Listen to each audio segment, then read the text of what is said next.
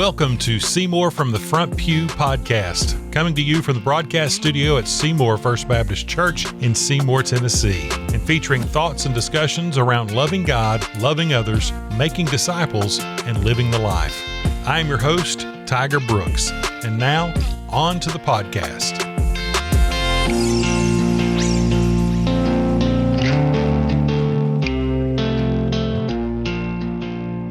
All right, so we are T-minus 6 days and counting until wedding 2025, the marriage of my daughter, and Listen. that is informing. Comes the bride, all dressed in white. That is informing this episode of Seymour from the Front Pew podcast. Thank you for joining us. We decided, given that I am in, at least and probably by extension, you all are in full wedding mode this week.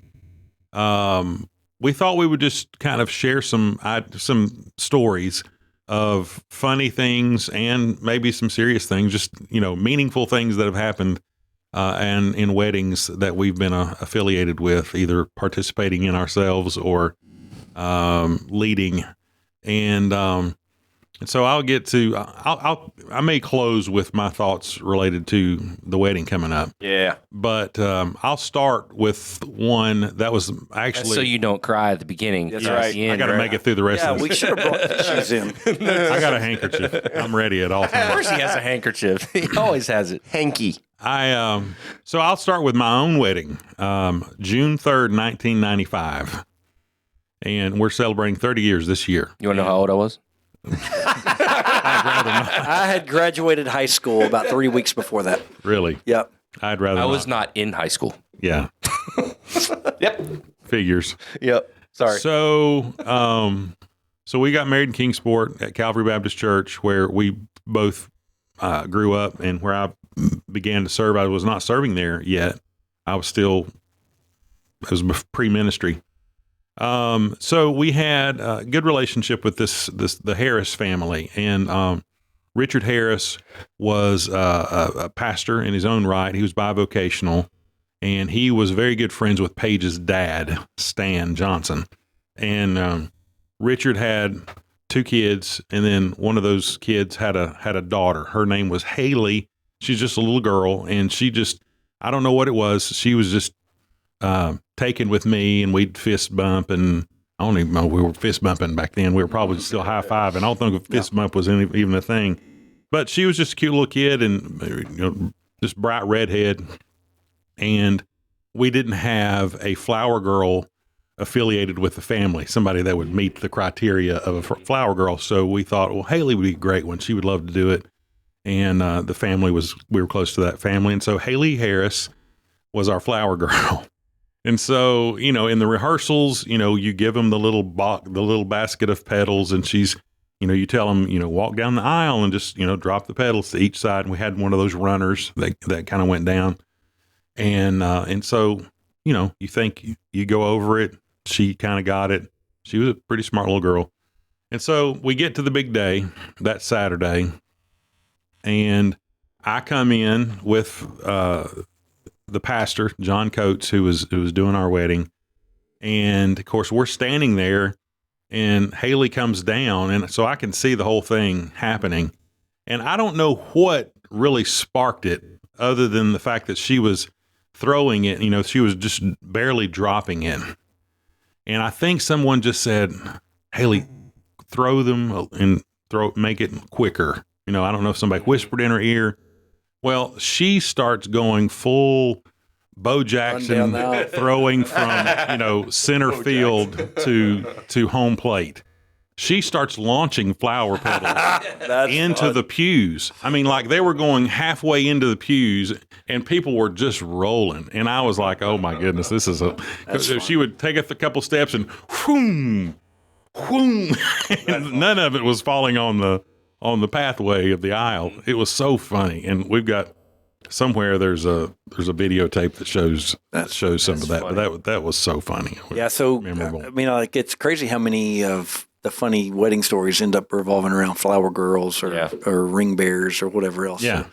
I've gotten to the point, like if I'm helping dictate what that is, a lot of times I try to encourage them to come down the aisle and go to mom or dad and sit down near the front rather than standing up front just because it lessens the likelihood of something yes, that's exactly right. going south. Things that can go on. So anyway. I guess what are we talking about our own or are we Who's talking next? about, I mean, whatever. It's just whatever. an open bag. Yeah. So Melody and I got married during the winter. And so one of the biggest, I mean, like there weren't a lot of problems with ours or whatever else, but weather was an issue. So we ended up having a lot of people that couldn't come because of weather. I can remember, actually it was about, I don't remember if it was 1 year or 2 years before us. Her sister got married in January also. So we were January 22nd and her sister got married and there was ice on the parking lot of the church that day, West Jackson. And they had a groomsman that fell, hit his head on the ice, and had to be picked up by an ambulance that day. I mean, like it was a crazy whatever else. Concussion protocols, right? Yeah, kind of crazy. So yeah. Anyway, yeah. I don't have a lot from ours. Yeah. So I don't know if y'all have a lot. If y'all have anything. From Ours was pretty. I mean, seamless. I mean, nothing really transpired. Tell them where you went to eat after. Mickey D's, baby. Yeah, that's funny to me. Mickey D's. That came up last night. Were you still in your? We told Ellie, don't go to McDonald's. Were you still in your attire? Oh no, we had changed. So we actually Did you change into cargo shorts? Yes. No, I was probably in gym shorts, to be perfectly honest. It's probably gym shorts and a hoodie because it was November. So we, got married in November, so it was cold, and we were coming to the mountains. We actually honeymooned in Pigeon Forge. So, of course, we didn't live here, so that was a place to go for us. But, I don't know if now you've gotten to the point where folks will do cars. It used to be that after the wedding, everybody does something to the car or that, and I knew that was coming. So we did, being in student ministry, one of the things with our wedding is that I had, we couldn't have the students we wanted them to be a part of it. So I had a group of boys that were like ushers, but they weren't the groomsmen kind of stuff. And so we had students that were heavily involved in the wedding and their own component. In fact, we actually kept all the students in the sanctuary after when everybody was released, because we actually got a picture with all of the students that were there and present for the wedding. And it's funny, Sean will tell you that he wasn't invited and he went to the beach and missed my wedding. But he was fully invited. He just chose not to come to my wedding. Yeah. I'm still holding a grudge on him on that one. Yep. But because of that, I knew there were students that were looking for my car. So we parked my car at my in-laws' house so far away they couldn't get to it. And we drove off in I don't even know what the car was. It was an old classic car that we drove away in. And so they couldn't touch that one and whatnot. But, so because of that, we went to where that was. It took us down to where my car was. We changed, got in my car and came back and helped clean up a few things. And then we left. So we did, we had a late afternoon wedding, because Union had a basketball game that day, and Meg, one of Melody's bridesmaids, she played for Union, and so we had a late afternoon wedding, and so we did the same. We left from the reception. We left in one car and went changed clothes and left in another. But Melody's mom and dad had a picture taken in the car as they were getting ready to pull off, and so that was kind of one of those pictures that we wanted to recreate or whatever else. So anyway, yeah. One of the things I loved about our wedding is, and it's different for everybody. If something fits every person a little bit different. So, but rather than a formal meal afterwards, we had an ice cream bar. And you don't see that very often. So we got ice cream, and then we had all the fixings, so all the toppings and stuff, and everybody would kind of go through and so that was a lot of fun. So just, really just made everything feel more informal, which fit us.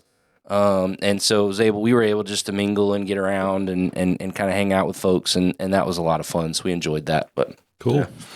Our wedding, we had a couple of little weird mishaps because I don't remember why, but it didn't dawn on us till the morning of the wedding that I didn't have a ring.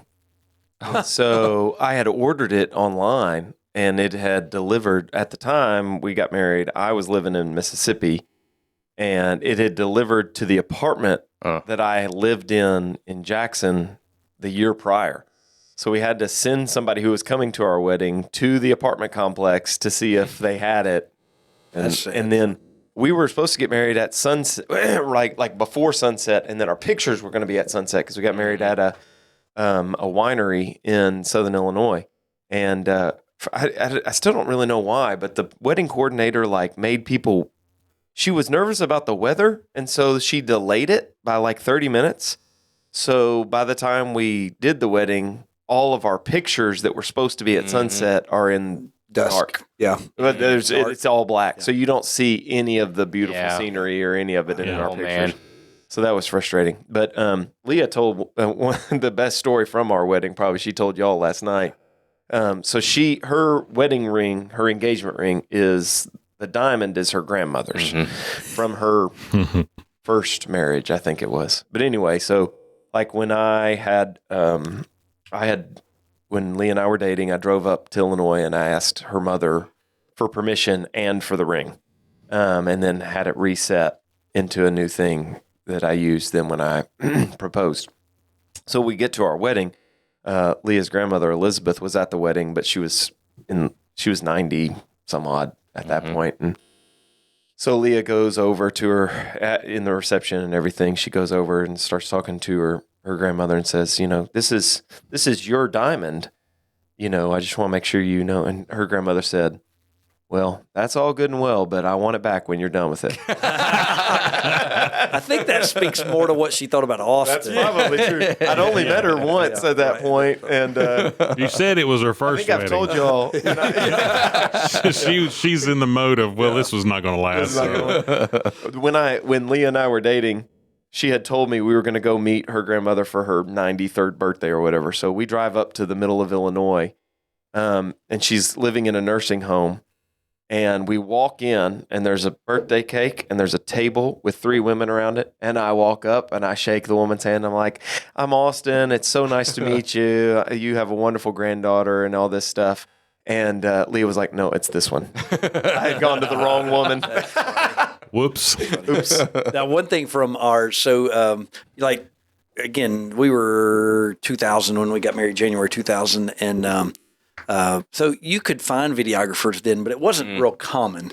And so we decided we didn't want a videographer, but we really did want a record of it, but we weren't really concerned about it being professional or whatever. So we took a video camera and put it on the front pew and just made sure that it had everything in frame. Yeah, everything in frame.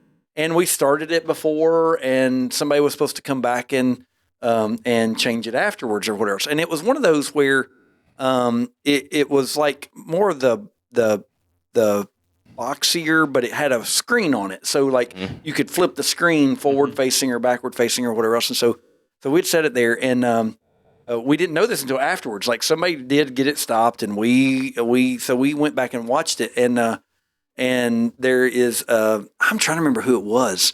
I think it was Mike Pyron's son, the one that came. Lucas? There we go. Anyway, he a little boy came, saw the camera and saw the screen, and he was wearing a VeggieTales tie. He was like, "Hey, Bob, what are you doing there?"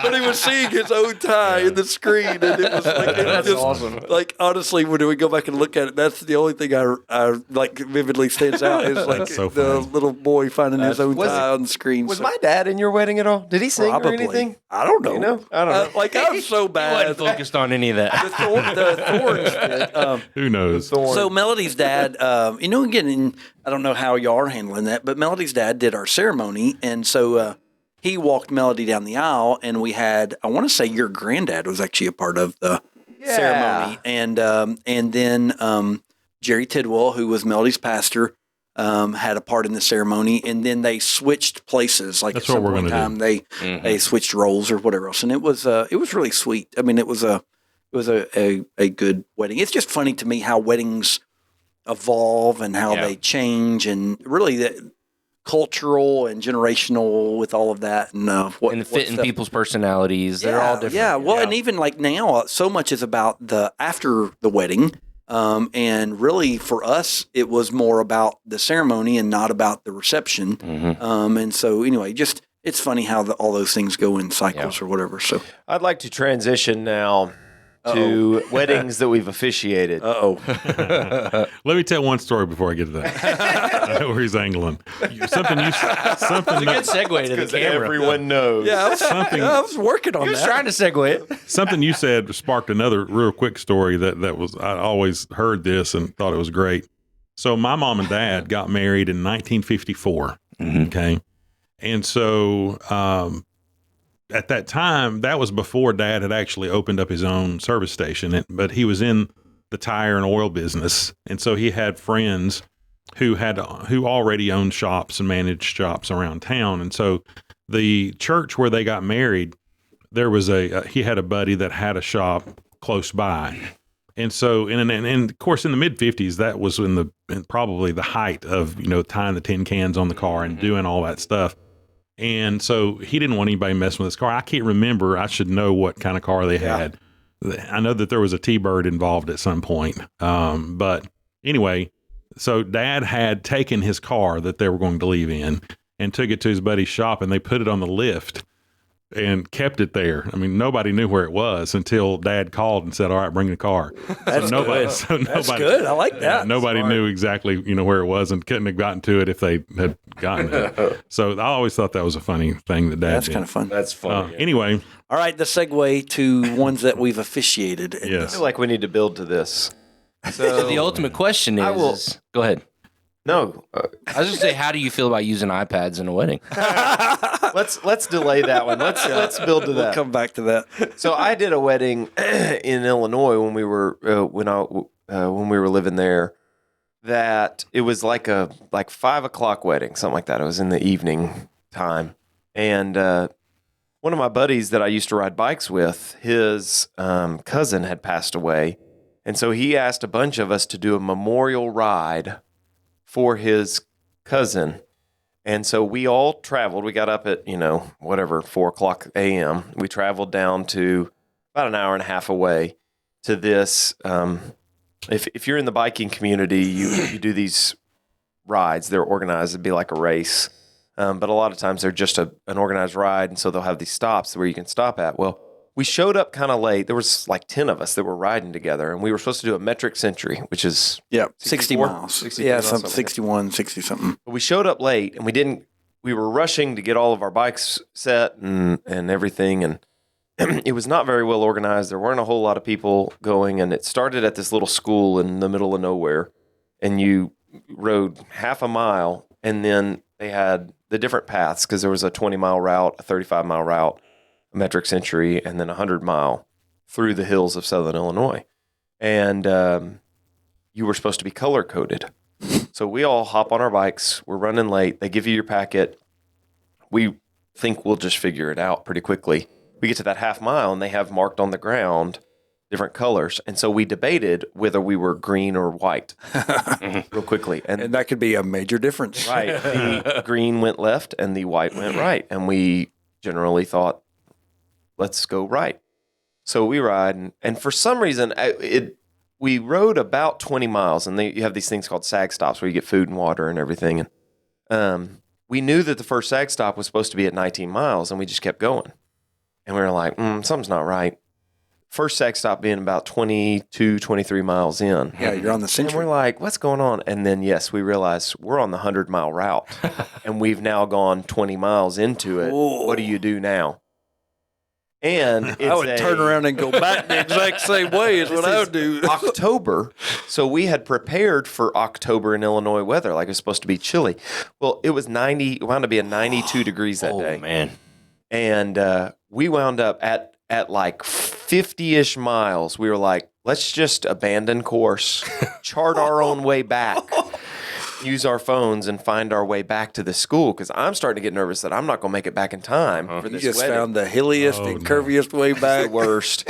Which, again, if you're a bike rider, my first bike, the shifters were on the column, not up on the handlebars. And most of southern Illinois is really, really flat. But this was a hilly course. we made a turn and it was just straight uphill. And I was stuck because I couldn't get my hands off the handlebar to drop my gear. So I wound up having to pick up my bike and walk up the hill with it. All kinds of bad stuff that day. So anyway, fast forward, we made it just in time. I wound up getting, I think it was like a 5 o'clock wedding. We got back home at like 4:15.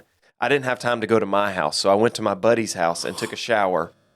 And then Leah met me at the church with my suit that I was supposed to perform the wedding, and I'm red with like splotches of sun, and it was bad. I was exhausted, and but we got through the wedding as soon as we didn't even go to the reception. I performed the wedding, we didn't even go to the reception. I'm tired just listening. It was awful. It was awful. So that was my own stupidity, but anyway. Yeah. I think for me is, I cannot think of just a ton of stuff that has always gone wrong. But every wedding, something is not going to go the way that it was planned. And I always just try to remind the people getting married, at the end of this, you're going to be married, and at the end of it, it's probably going to be a source of memories for the day. And so just to hang on to those things and not be just so overly concerned that everything just be incredibly perfect. Now, I like to be a part of something that's organized and planned. So I don't like there to be a lot of, we don't know what's going on. Right. We don't know what's going on or whatever else. But I'm also one that, like, in my head, leading one, I am always thinking about everything that could go wrong. Like, so like, in my head, like one of the things, to head it off. Oh yeah, so like I always have the conversation about, like, if somebody drops a ring, everybody stay still. I will go find the ring wherever it may be, because like in my mind is like goes through a crack. The ring dropping and groom and both hitting heads and knocking themselves out, right? Something like that. So, like that's what's rolling through my head stepping as I get ready to do all that stuff. So yeah. Well, I think that's you always hear people say, what is the saying? I'm gonna butcher it, but I would rather do a funeral than a wedding. It's kind of the some people say that, and that's kind of the thing goes around. But I think so much of it is because when people do, and I get why they do this, and it's a wedding, you want this to be a perfect day and go exactly the way you had it planned. But if you don't allow for those contingencies, something is going to go wrong. And whenever something goes wrong, everybody gets upset, and this is horrible. There's a lot of high emotions on stuff. It is. Yes, right. And I get that and I understand that. But, I've always used, most of us, I think, do this, that if we are officiating a wedding, we are going to do premarital counseling. Now, for you, that's a little bit different with Ellie. Someone's doing that, even though you're officiating. But you do that premarital training time, and I always, when I'm doing that premarital training, my last session, if you will, right before the wedding, it's usually a week or two before the wedding. It is walking through the wedding. It is saying, all right, this is what it's all going to be. I mean, I'll even talk about vows, and we'll go through every aspect of that. And I always try to say to couples, something is not going to go right. And the cool part about that is whatever doesn't go right, it's okay. That is impressive. You just caught that fly. That was serious, right? Daniel's son. Wax on, wax off. Daniel's son.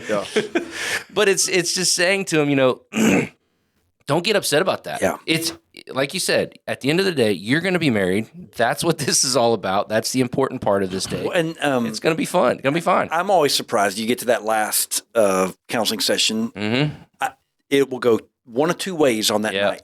They have everything planned to every single detail, including where everybody is going to stand. Or they have not thought about a single thing. And I'm like, how do you get to this point? And you haven't thought about, like, who's walking in when, with who, where are they going to stand? Because there are a lot of ways to go about doing all of those things. And it is not right and wrong. It is just, okay, so what do we want? I think that's the other big thing for me is I found that I prefer to be I've got a lot of friends that don't go to rehearsals anymore. Yeah. And I understand that because it can be a lot of time sometimes. But I prefer to go to the rehearsal. And one of those things is I prefer to go to the rehearsal because I feel like I can help direct it toward what the bride wants. Where sometimes either a wedding planning, wedding planner, or I hate to say it, a mom or family will run over the brides. Yeah. And make it wishes, something that they think it ought to be instead of what. And in the end, it needs to be what the I bride can and take the groom brunt wants for it that. to be. Yeah. And yes, and I'll usually tell them in that last session, hey, I'll be the bad guy. If y'all will tell me what you want, I don't mind being the bad guy. I don't mind somebody getting mad at me. Yep. And so anyway, just kind of a part of those processes. That preparation thing is really important. I don't know about y'all. So when I do weddings, of course, I'm not the speaker that y'all are. So I write down everything I'm saying. I do for a wedding. I put it. Yeah. I I cut don't it ad in- lib on a wedding. I cut it into paper and then I put it in my Bible so that I'm just, I've got my Bible and it's like a script. And I think most of us do that, but some of us do it electronically. That's right. I mean, like I'm still really old. I do school not on do all that, so, electronically. yeah. So I do paper. one of my favorite memories. Favorite memories. Not so long ago. Terrifying. Memory. It's like a, you think about it and I immediately start sweating. It was a hot day. It was a hot day. So But it was also embarrassing. Should we tell the story or should we let No, Tiger let me- tell the story? Let me at least set it up. Let me at least set it up. All right, so He also has to say what was going on in his head. Do we have to change the names of the innocent? I'm not sure we can say that out loud. yeah, you can't. Yeah, we can't. The censors would immediately take us off. The FCC would step in. So I've got to set this. Yeah, very good. I've got to set this up by saying, in 2011, I became a campus pastor with the duties of preaching and teaching. I'll never get this told. It's 26 minutes in, and we'll be 45. Oh, yeah. Here we go. It's just So- a tiger story. right now, by the way. Yeah, just thinking about it. So it was at that time that I bought like the second generation iPad. Everybody knows I'm an Apple guy, and I love that technology. And so I brought an iPad, and I learned all of us, whatever we do, we have our rhythms that we've gotten used to. This is how I teach. This is how I preach. This is what I use. These are my tools. And so over those years, I got accustomed to using the iPad, and it was flawless. There was one time Until 2024. there was one time on a Sunday evening when I was going in to do the evening devotion, sermonette, and it was totally on me. I had forgotten to load the sermon from Dropbox into the format, the program I used to actually read it. And so the Wi-Fi in the sanctuary was terrible. And so I literally got up, put my Bible down, and put the iPad in, and I went, Oh.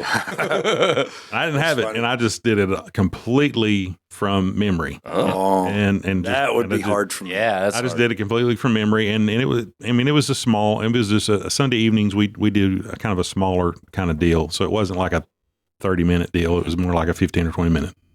So anyway, that was all me. That was just dumb. So fast forward, 13 years later, when I've done hundreds of iPad things, hundreds. So I get invited. This is the first wedding I've done since I've been in Seymour. Chad and Julia, God bless them.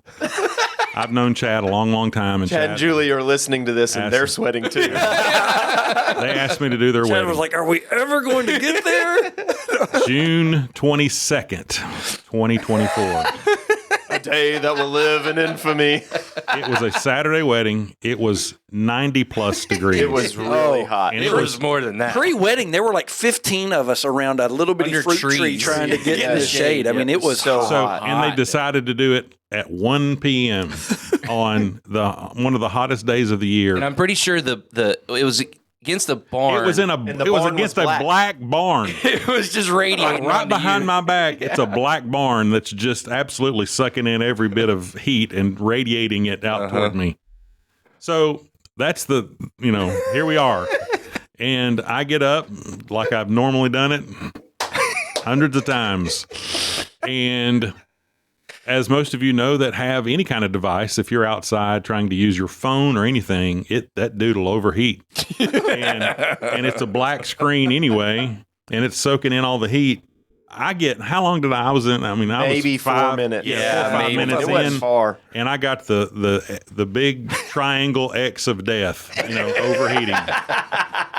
And I'm in the middle of this thing, and I can honestly say I've never had one like overheat like that when I was using it. So that was rare. Yes, it is, and it wasn't any. There were places of shade, but not where you were. I was. Not where you were. I was wearing sunglasses because I couldn't see any. You couldn't open your eyes, and so I am sweating profusely already. And now when this starts, it's coming, and so I said, I'm sorry. I had overheated. So I go to my phone. I get my phone out. I was impressed that you were able to pull it up on your phone. And I pulled it up on my phone. No, it took a while. It did take a little bit. It took way too long. It took a while. And just like in any of those circumstances, I mean, it might have been 90 seconds, but it felt like It was 20 minutes. everybody there was going, how do we help him? Yeah. What do we do? But Nothing we can do. There's nothing. not a thing you can do. There's nothing. Because you had no paper copy of this. No, I didn't. Yeah. I didn't print it out. In fact, what I'm using Sunday, I've got this nice little leather, booklet cover. Uh-huh. And I was sitting in my office that Thursday before that wedding, and the thought went through my mind: do I want to have just print this out, easy peasy, put it in there? Nope. It's never failed me. It's never failed me before. It's never failed me yet. Well, by golly, I've got a backup now. You got your phone up. I got my phone up. So, and I was able to, and it didn't overheat, but I'm wearing Could glasses. not see it. I'm wearing sunglasses, see it. and the glare was such that I can't see it. And so I'm squeezing it out to where my font is like 50. So word by word. Yes. And I'm just going to, and do you, Dad? It was, and then I mean, a lot of that I've done it enough to where I just began to just do it from memory again, and I hit the high spots, and I got them married. But I didn't do nearly what everything was. Jim Clayton was standing next to you, and he cracked me up because he jumps in. You're trying to do it, and he held you the Bible or something and said, "This never fails you" or something. Something along those lines. I remember that. He said something about his Bible, like you should have just used Jim. this. Thanks, Jim. I will say it was funny, in the moment of all of it, one of the sweet moments of that was when you had no clue because you are just in full on panic mode trying to get this thing back on the tracks. Chad and Julia, watching talking them to each in that other. moment. I'm sitting there watching them and bless their hearts. I mean, they just are go with the flow too. And they're just literally just sitting there telling each other how much they love each other. Yeah. And I mean, it was so sweet just in that moment that you were going through it and I was watching you laughing and feeling bad for you at the same time. But I'm also watching them, and it was a sweet moment for them. They couldn't have been more. They were gracious about the whole fantastic. thing. Yes, And but none of us. There's not a single person around this table that's going to use an iPad in a wedding. Thanks to that, No. Yeah. it will never happen. And it could not have happened to a better person than Tiger. Thanks. I'm so glad it was you. I did a wedding, a week before that, and it was hot, but I'm so glad it was you and not me. Yeah, I will say It was that. I mean, fun like watching. that's right. Chad and Julia did great, and it all worked. They're married. It's legal. Well, and Maybe. a learning experience, and considering that your next wedding is your daughter's, I mean, Yeah. like that, Yeah. good that it probably doesn't happen there because She would kill you. yeah. The only thing I've asked on that is, do you have waterproof paper? Because Yeah, that's like, right. Yeah. Have you already looked at the weather? I haven't looked at the no, I hadn't looked at the weather. I'm he's thinking talking about your I'm talking about tears. your tears. Oh yeah. I think I've thought a lot about that because I mean obviously so yeah, I mean I guess we'll segue to that because we're getting there. But this is I'm going to say in the ceremony, this is a one-of-one opportunity. I'll Yes, never it have is, this 100%. again. Right. As a father and a pastor to do this, it doesn't happen but once. Nope. And so it and I'm walking her down. She has one of her college pastors from her church at Chilhowie Hills, Matt, is going to be doing the preliminary thing, and he'll ask who gives this woman to be married, and I'll do that. And then I'll sit down for just a second next to Paige, and he's going to do a few anecdotal things about Evan and Ellie, and then pray, and then we're going to tag in. I'll tag in, he'll sit down. And so, obviously, I'm an emotional guy. I will cry, and Yes, I really don't try to hide it. But all of us would. I had to do my mom's funeral. I had to do my dad's funeral, and I managed to get through that. I think God gives you what you need in that moment, and I think I'm going to be able to, because I'm going to see her before, and so I'll have the initial. I'm not going to be standing back there, literally the music's playing, waiting and seeing her. That would be stupid. So, so like I'm pretty emotional with those types of things. Sure. Like, so it's been interesting. You talk about how God gives you both boys and Emmy's baptism. Like I expected to get emotional, but I think because I knew and was expecting to, I was able to get through it without it. Correct. Whereas sometimes like it'll hit you. I mean, I'd say at a funeral. You can't control it. No, sometimes. you can't. So a funeral, whenever you're doing it, and then your memory hits you differently, and you're not expecting it to, or baptism the same way. You think about a lot of times we know the backstories about what's getting there that we don't necessarily always get to share or whatever else, and so it's those backstories that hit your mind that you get really proud or you're really emotional about. And so, but going into it, it will be. I know you'll be ready and prepared, and you'll have printed pages and all that stuff. But iPad's not going to see the light of that. But I'm excited that we get to walk along this with y'all and see how God works through all this. So I'm delighted. We've said it so many times. God's blessed us all with the ability to be here and to do what we do with who we get to do it with, and this is just an extension of that. Yeah. And so it's going to be good. It's going to be. I've already been told this is one of the biggest weddings that this venue's ever hosted, and that this wedding director's ever been a part of. And so I'm like, okay. So that tells us we should expect something to go wrong. There's a lot of loose ends. I mean, but you talk about planned. If you know Paige and Ellie, it's hyper planned out, and everybody knows what they need to do. Yeah. But I mean, it just you just we'll be there know. now. Yeah, you go with it. You just never know. And we're excited for you, man. I think we've all said to you, but in here with people listening, man, you've raised a good one. Yeah. Mm-hmm. She is really special, and really excited about her future, but also praying for you guys. It's a big transition as she moves out, and you welcome a son-in-law and everything. And and he's a good one. He is a good one. The big blessing is this is a wedding, but I think we said it last night.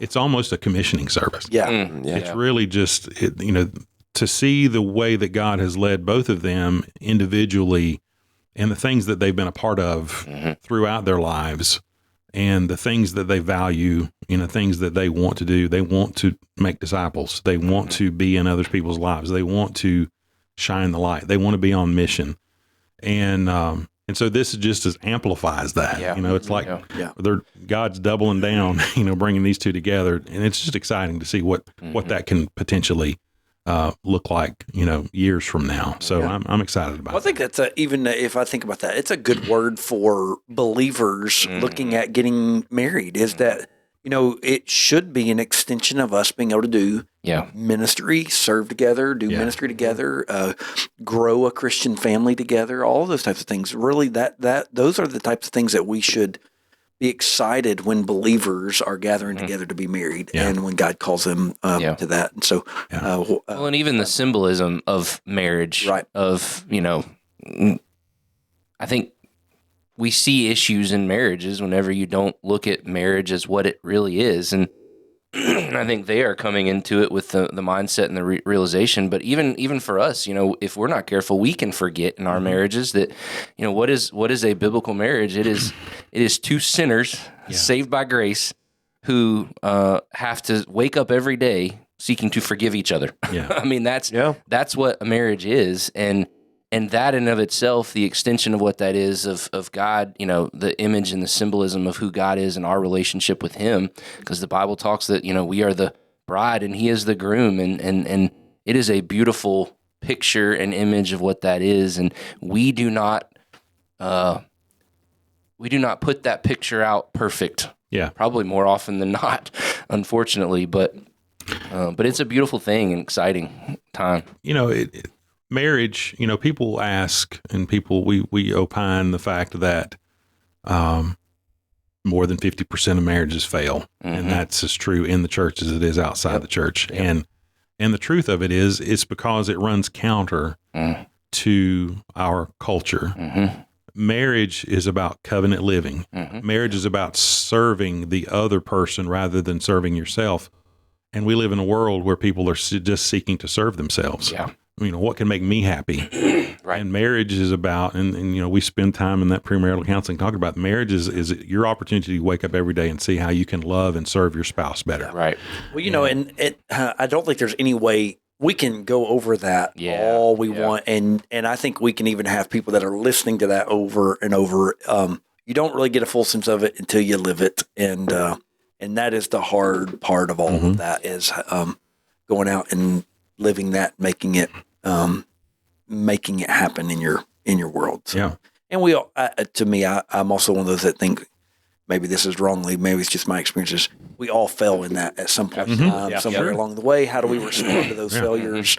How do we move on? How do we get back to that spot where we do those things rightly? Yeah. So, Yeah. All right. Fun stuff. Exciting though. Looking forward to it. The wedding episode in the books. And we'll you will probably know sooner enough, if everything goes as planned. And if it doesn't, hopefully have some stories, good stories to tell from it. But thank you for listening. This has been the wedding episode of the Seymour from the Front Pew podcast. We appreciate you all listening. As always, reach out if you have any questions about anything, or if you have some suggestions as to future topics. We'd be happy to hear those out. please. All right. Let's say bye, fellas. Bye, fellas. Bye-bye. Listen. Thank you for listening to Seymour from the Front Pew. Our sole desire for this podcast is to glorify God by educating and encouraging His body. If you would like to learn more about anything you've heard today, feel free to reach out by email at staff@seymourfbc.org or by visiting our website at seymourfbc.org. If you're located near our community and do not have a church home, come worship with us at 10:15 a.m. on Sunday morning. Until then, we pray God's richest blessings on you and yours as you love God, love others, make disciples, and live the life.